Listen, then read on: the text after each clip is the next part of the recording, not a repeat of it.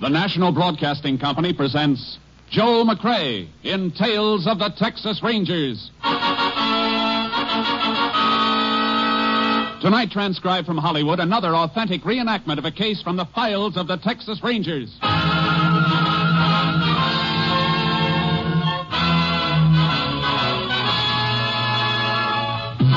Tales of the Texas Rangers, starring Joel McCrea as Ranger Jace Pearson. Texas, more than 260,000 square miles, and 50 men who make up the most famous and oldest law enforcement body in North America.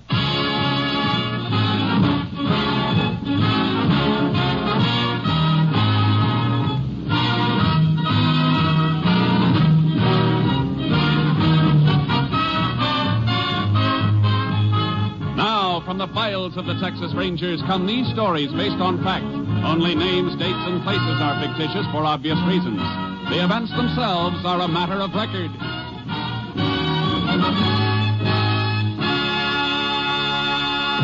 Case for tonight, Can Death.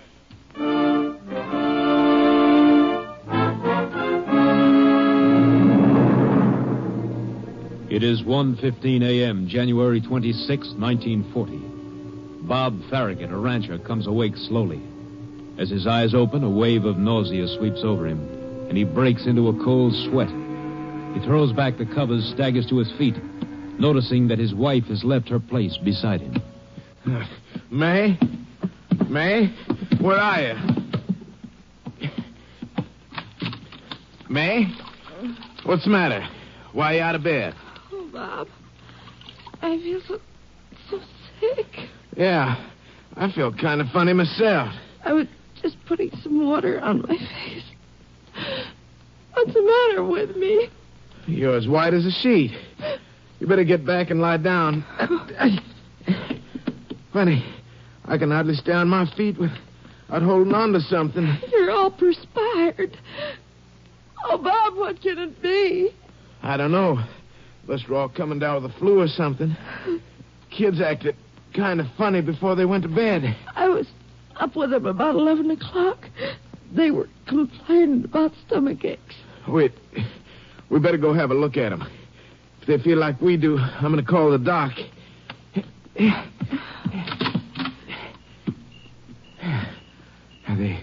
They seem to be all right now. Both sleeping. Better close the window by Petey's bed. Janet's got covers kicked off. I'll put a quilt over it. We better get back to bed ourselves. Have Doc out in the morning. Oh, I never felt so sick. Bob? What is it? What's the matter? Feel Janet's face. It feels so funny. Bob, she isn't breathing. She feels so cold. Now, don't go getting yourself excited. I'll wake her up. Janet? Janet? Wake up, baby. Janet! Wake up, baby! Wake up! Petey! Wake up, Petey! Petey! Oh, what's the matter with him? Doc. Gotta call the doc. Right away. Stop! Don't leave me! Stop! May!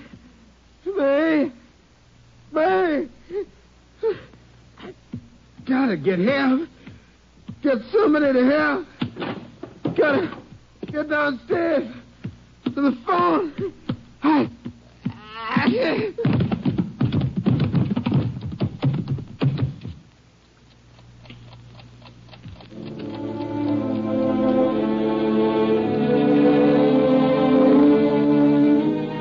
Bodies were discovered 2 days later when a neighbor noticed Farragut's milk cows wandering in pain as the result of not being milked. The sheriff was summoned, along with a medical examiner who made a preliminary diagnosis of poisoning.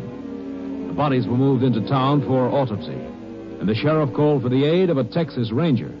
Ranger Jace Pearson was assigned. Everything in this medicine cabinet seems to be innocent enough, Jace. Your deputy checked the garbage cans and refuse bins? Yeah, no empty bottle of any kind, just a few cans, vegetable peel, and stuff like that. I'll need some wrapping to pack these bottles in so they can be flown to the lab for examination. Probably find what you need downstairs. Jace, I've been in office 9 years. And this is the dirtiest killing I've ever had. You seem pretty sure this wasn't an accident. Not with kids being affected. Farragut's are mighty careful people. Car pulling up outside. Yeah, it must be the doc with the autopsy report. No, Sid Mack. Farragut's partner in this ranch. Who did it, Sheriff? Sid, if I knew that, I wouldn't be standing here. You got to do something about this. I don't want anybody getting away with it. You can post a $5,000 reward for the killer in my name. Make it 10. Make it anything I got. Take it easy, Sid. I know how you feel. Sheriff tells me you own half this place. That's right, Ranger. How come you haven't been out here in a couple of days? Well, I don't live on the place. It was just an investment to me. I got a hardware store in town. Live in there. I see. You know anybody who was packing a grudge against the Farraguts? Against Bob and May and those kids? It would take a madman to want to hurt them. Oh, Jace, that's Doc's car coming now. Good. Oh, why does everything take so long? Everybody's standing around waiting instead of doing something. There's no point in doing anything until you know what you're doing. When Doc tells us what killed the Farraguts, we'll have something to trace. Oh, I'm sorry, Ranger. It's all right, Mr. Mack. Howdy. Howdy, Doc. You know Sid. This is Ranger Pearson. Hello, Sid. Hello. Hey, Ranger. Yeah, the results of the autopsies are kind of surprising, Sheriff. Death in all 4 cases is accidental. Accidental? No doubt about it. Deaths were caused by botulism. What's that? It's the result of improper home canning. Stomach contents showed the Farraguts had made their last meal on green beans, potatoes, and canned sausage meat. There's nothing in that to kill him. Yes, there is, Mr. Mack. The doc's right. Canning meat at home is tricky business, Sid. Should be done under steam pressure at high temperature. If it isn't, bacteria forms, and it's plenty deadly. You sure that's what killed him, Doc? Bacteria was unmistakable, Sheriff. It was the sausage meat. Nothing else. Guess we should be thankful in a way. It's nice to know it wasn't murder. Dead. Just from sitting down to a meal. And they're all dead. Well, Jace, looks like I brought you down here for nothing. I don't know, Sheriff. Looks like we've got a real job on our hands anyhow. What do you mean, Ranger? The sheriff and I have fine-combed the house. There's nothing in there that's home canned and no equipment for home canning. Hey, that's right. All we did find was 1 canning jar on the kitchen drain board. Must have been washed out along with the dishes from the last meal ate. Are you sure of that? Wasn't even a steam boiler big enough for home canning. And a woman doesn't just put up 1 jar. She cans in batches, and the whole batch might be contaminated. Women do pass out samples of their home canning to neighbors and friends. That jar must have been a gift. Quite a gift. Like a stick of dynamite with a lighted fuse. Somebody around here must have a pantry full of poison, and they don't know it. You mean what happened to the Farraguts could happen to somebody else? It will happen to somebody else if we don't find out where that sausage meat came from, and fast. Sheriff, you better get all your deputies and a bunch of volunteers out here right away. We'll need them to make direct contact with anybody in the area who can't be reached by phone. We've got to warn anybody that may have given the Farraguts that sausage meat. I'll call them right away. Ask the phone company to put on a staff and make calls to every listing. Right, Jace. Is there anything I can do, Ranger? You got your car. You can take an area when the sheriff and I map it out. I can help you there. I'd rather use you in another way if you don't mind, Doc. Drive into town, go to the newspaper and the local radio station, ask them to get out a warning. Right.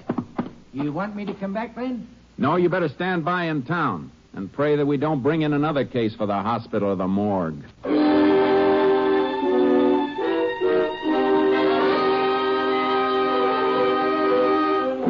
For 5 days and nights, we covered the territory, the shacks and farms and ranch houses without phones, and then doubled back on the phone listings that hadn't answered, running down the whereabouts of people away on business trips or vacations, but we couldn't locate the source of the contaminated meat.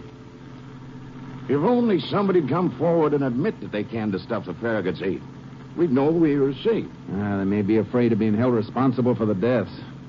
It is something to wonder about. Well, we almost back to my office. Maybe one of the other men has left a report. What time is it? Almost midnight.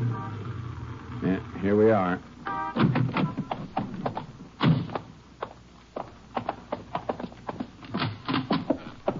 Oh, howdy. Howdy. You Sheriff Kingman? That's right. This is Ranger Pearson. Hello? What can I do for you? My name's Burton. I just came down from Dallas. I'm an investigator for the Midland and Frontier Insurance Company. We understand that you're still investigating the death of the Farragut family. Well, we're trying to find the source of the stuff that killed him, if that's what you mean. And this isn't a criminal investigation? No. Deaths were accidental. What's your interest, Mr. Burton?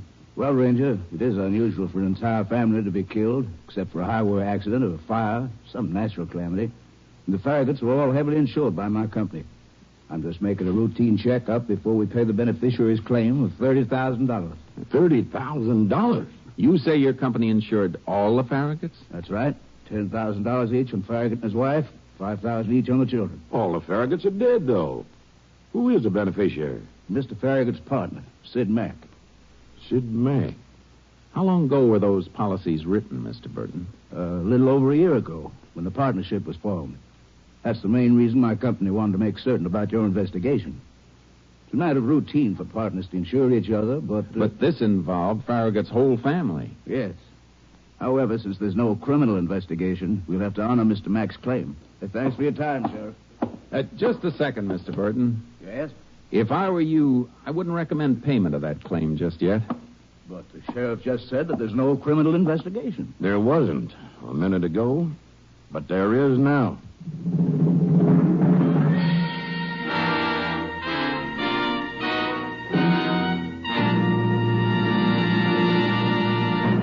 You are listening to Tales of the Texas Rangers, starring Joel McCrea as Ranger Jace Pearson.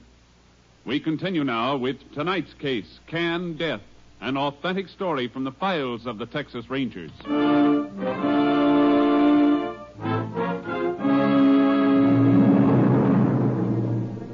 In the morning, Sheriff Kingman got a search warrant for Sid Mack's house. Mack had already left for the hardware store, but we were admitted by his hired girl.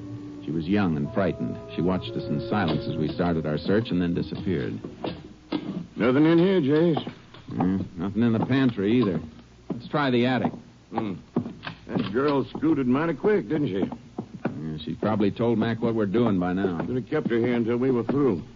Doesn't make any difference. He'd know sooner or later. And if anything's here, he won't be able to stop us from finding it.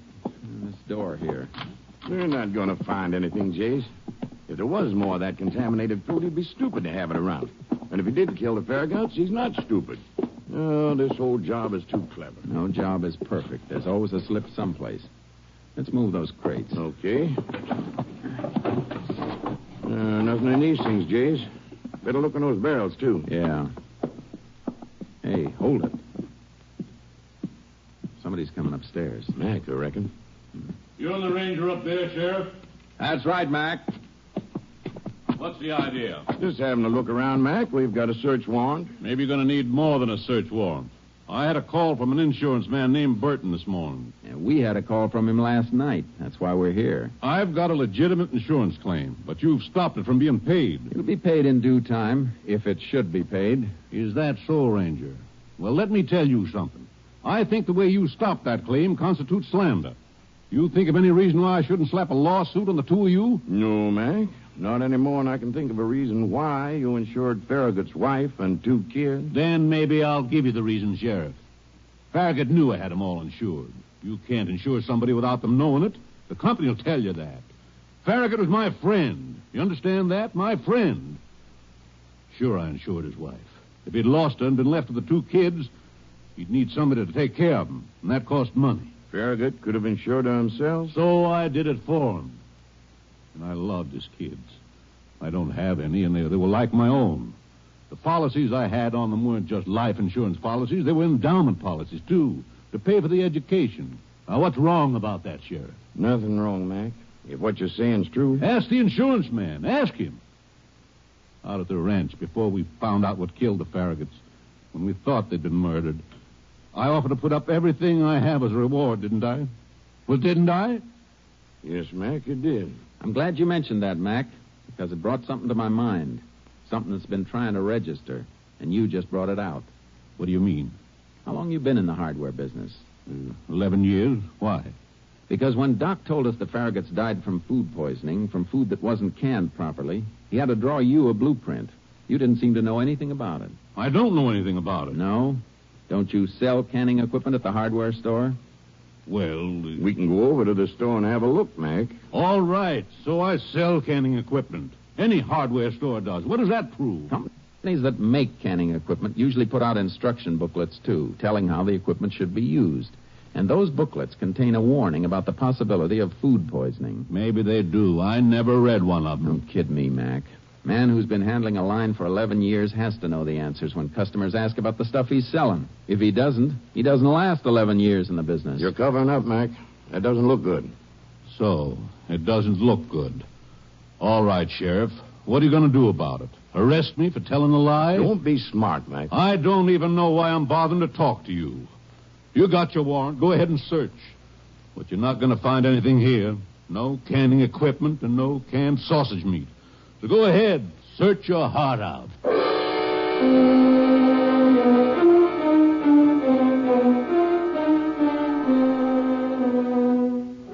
Mac wasn't hedging anymore. But having him out in the open made me feel uncomfortable. He was too defiant, too sure of himself.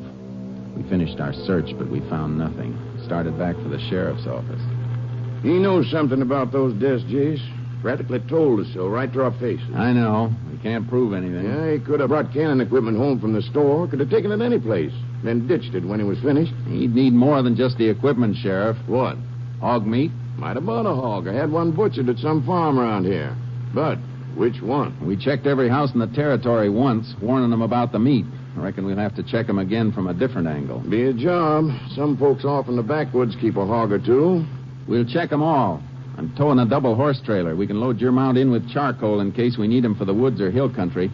Matter of fact, places off the beaten trail might be our best bet. I know it's going to be done, Jace, but even if we find a place, can't jail them for buying hog meat. Just the same, it's our next step. And it might be the step that starts Mac on his way to a cell.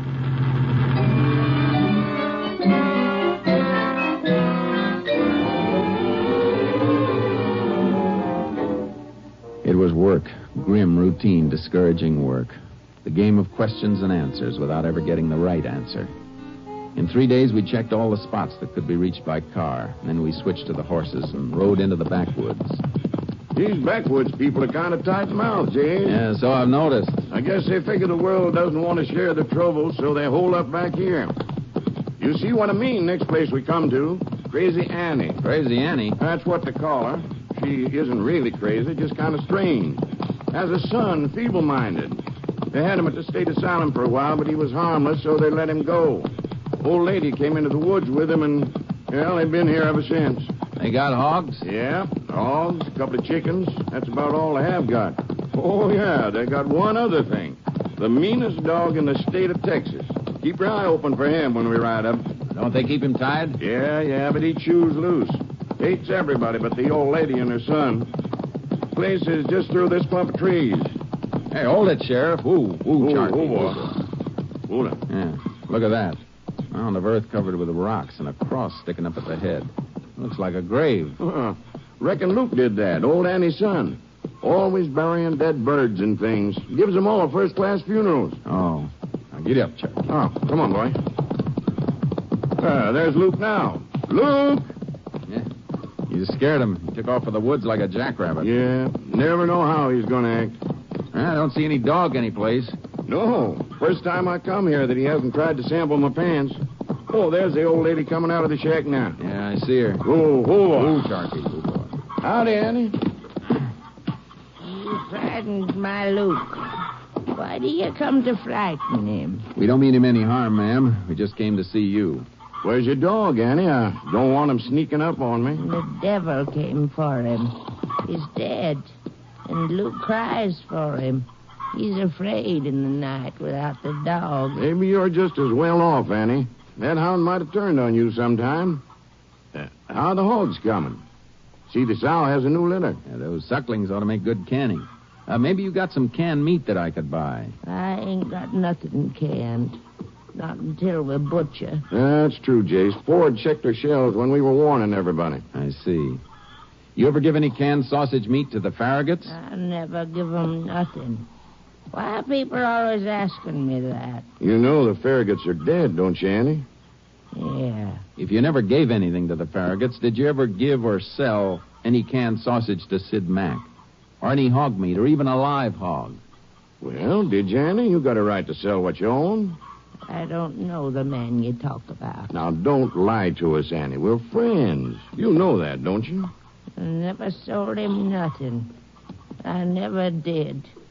He never come up here. All right, Annie. Want to ride on, Jace? No sense trying to catch Luke. When he's scary like he is today, he can't even talk. Yeah, let's go. Goodbye, ma'am. Goodbye, Ann. Up, Charky. Up, boy. Of course, it's hard to tell with anybody like that, Jace, but she seemed to tighten up when you mentioned Sid Mack. She did. Her hands started to work nerves. And the boy Luke ran when he saw me. Of course, he's done that before. If they can give us any information, it isn't going to be easy to get. I got an idea. Maybe a wrong one, but it's worth a shot. Let's turn back for town. Come on, Charky. Come on, boy. Come on. You going to tackle Mac again? No. I want to see the doctor.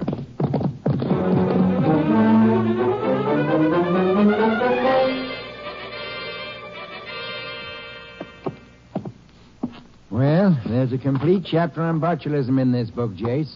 Now, what was it you wanted to know? This food poisoning from improper canning, Doc, does it always happen? I mean, if the batch wasn't cooked the proper length of time, or if it wasn't sealed under the proper steam pressure, would it necessarily be poisoned? No, not necessarily. It could be all right. I just wanted to make sure. Well, what's your point, Jace? If Mac put up that contaminated meat, he'd have no way of knowing it was bad without testing it. So since he wouldn't test it on himself. He didn't test it on anybody else either. There'd have been another death or somebody sick enough for Doc to know about. Mac wouldn't have gambled on the Farraguts just getting sick. He wouldn't have even gotten the food to them unless he was sure it was deadly. Well, he could have tested it on an animal. Would an animal eat that food, Doc? Well, the meat'd seem all right by taste or smell. Yes, an animal would eat it. That's all I wanted to know, Doc. Sheriff, we're going for another ride in the woods. I think I know what for. Shouldn't take two guesses. We're going to dig up Luke's dog and send it to the lab at Austin. I want to know what that dog died from.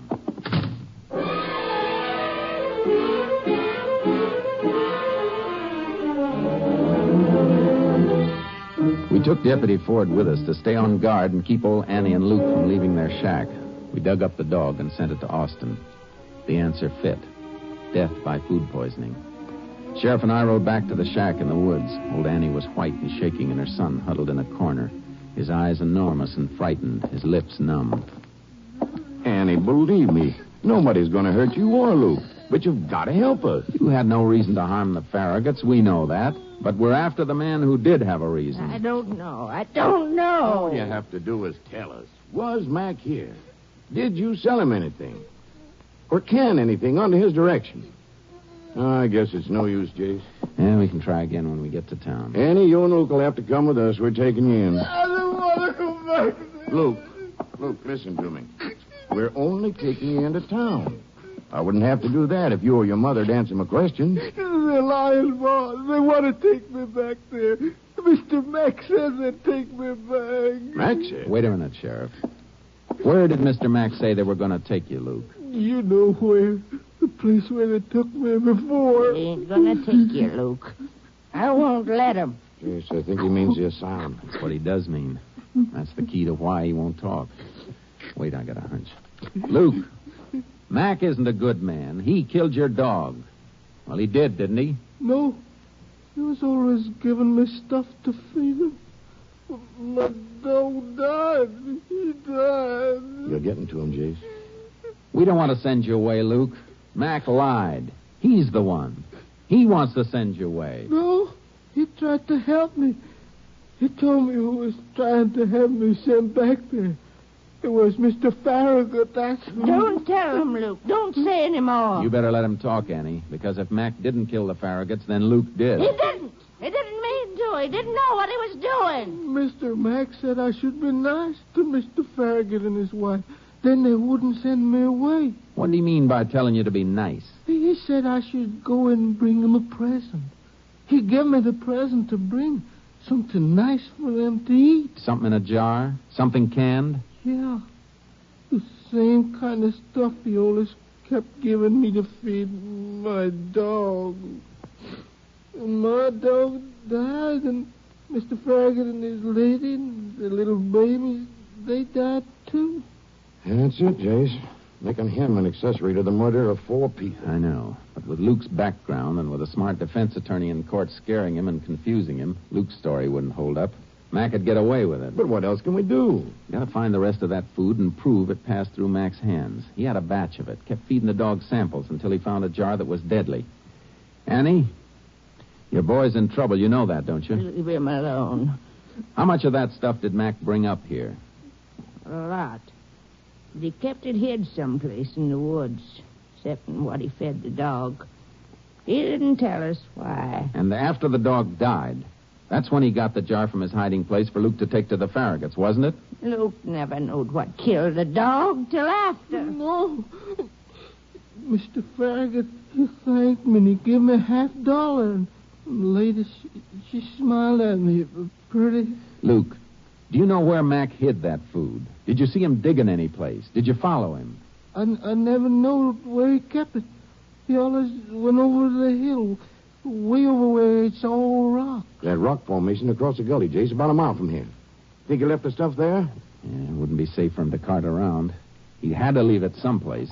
Come on. We're going to need more men, Sheriff. We may have an all-night digging party. Ward! Yeah, Sheriff. Just watering the horses. Well, hop on yours pronto and head for the nearest ranch. Get on the phone and call for deputies. Tell them to bring shovels and keep their mouths shut about where they're going. I want them up here right away.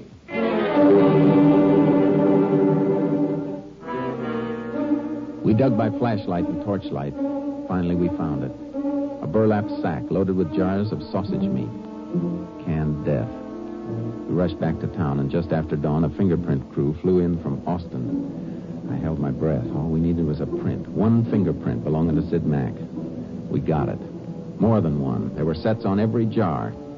By that time, his store was open, and we went for him. Well, Sheriff and the Ranger.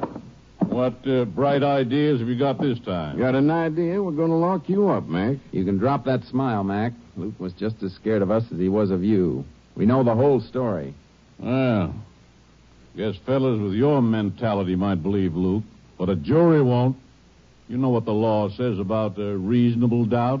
We also found a few buried samples of your canning, Mac, with your fingerprints all over the jars. Just yours. So?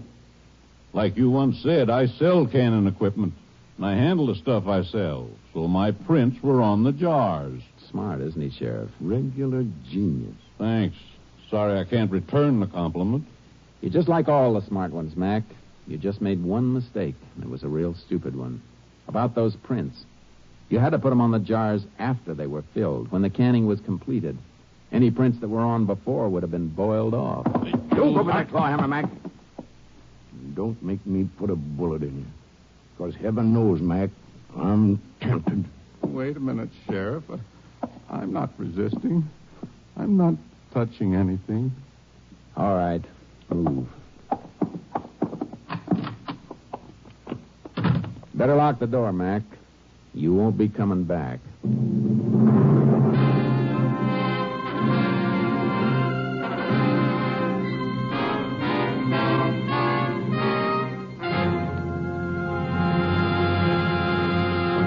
Sid Mack was brought to trial on August 3rd, 1940. He was convicted of premeditated murder, and on April 19th, 1941, he died in the electric chair. Next week, Joel McCrea in another authentic reenactment of a case from the files of the Texas Rangers.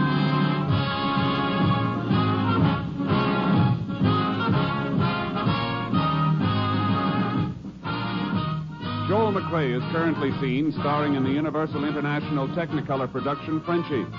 Tonight's cast included Tony Barrett, Paul Frees, Virginia Gregg, Will Wright, Ken Christie, Joe Forte, Edmund McDonald, and Don Diamond. This story was transcribed and adapted by Joel Murcott, and the program was produced and directed by Stacy Keach. Hal Gibney speaking.